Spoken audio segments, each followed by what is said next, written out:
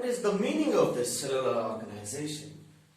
See, every organism, whether it is a single cellular organism or a multicellular organism, it is made up of a cell, and the cell is made up of the cell organelles, right? And the cell organelles are made up of biomolecules, the simple biomolecules, right? All the plasma membranes, we used to say, plasma membrane is a cell organelle. It is made up of the proteins and the glucose molecules, right? That is biomolecules. Then let us make it a schematic one, like biomolecules and combine together and form the organelles. All the organelles combine together and forms the cells, and all the cells, a collective cells, will perform as a tissue, and the different kinds of tissues will form the organs.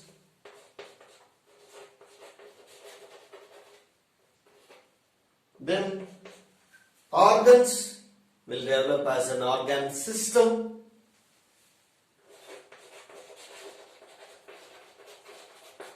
Then finally organism. Right? Finally the organism. Then a living organism should possess all this. Like biomolecules, the simple biomolecules, and biomolecules combine together and forms the cell organelles like the mitochondria,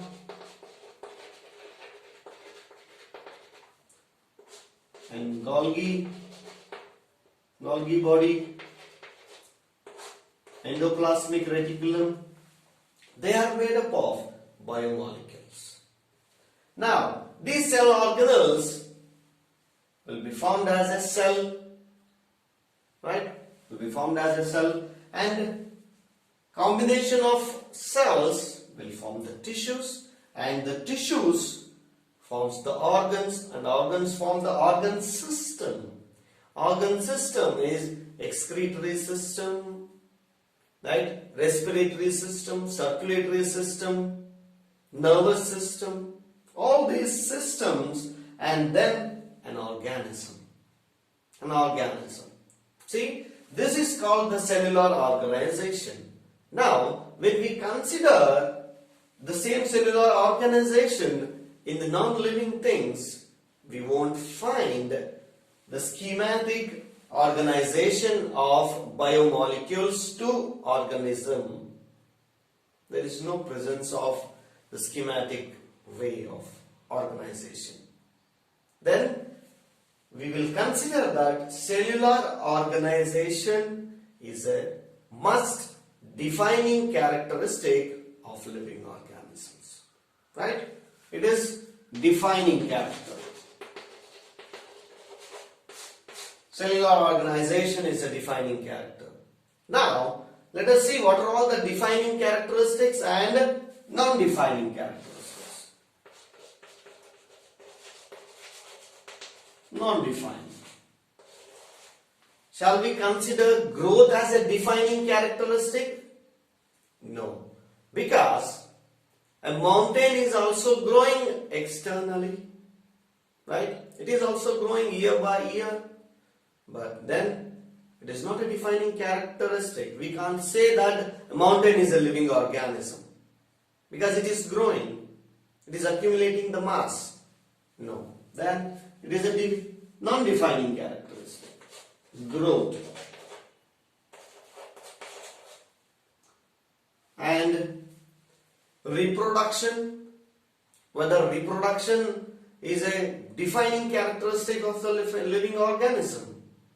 No. Because some non-sterile organisms can't reproduce. Right? Some non-sterile organisms like mule is there, and workers bee right? They can't reproduce. Then it is not a defining characteristic. Reproduction is not at all a defining characteristic of the living organism. Reproduction.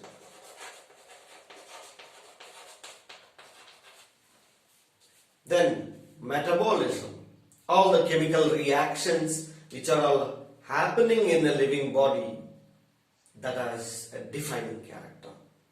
Because we can do the chemical reactions outside the body in a test tube, but we can't consider that as living reactions, because it is not happening in the living body, in a living cell, right? Then metabolism will be considered as a defining characteristic of living organism. Metabolism.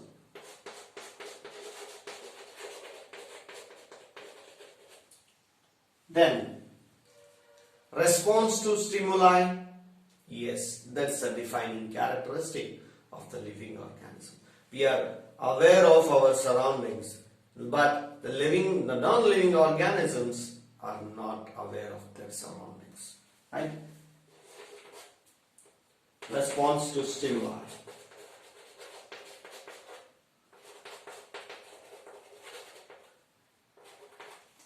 Then the last one, the cellular organization.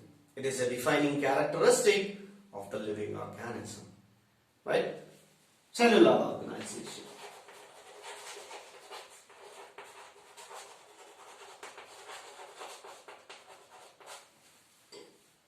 Right.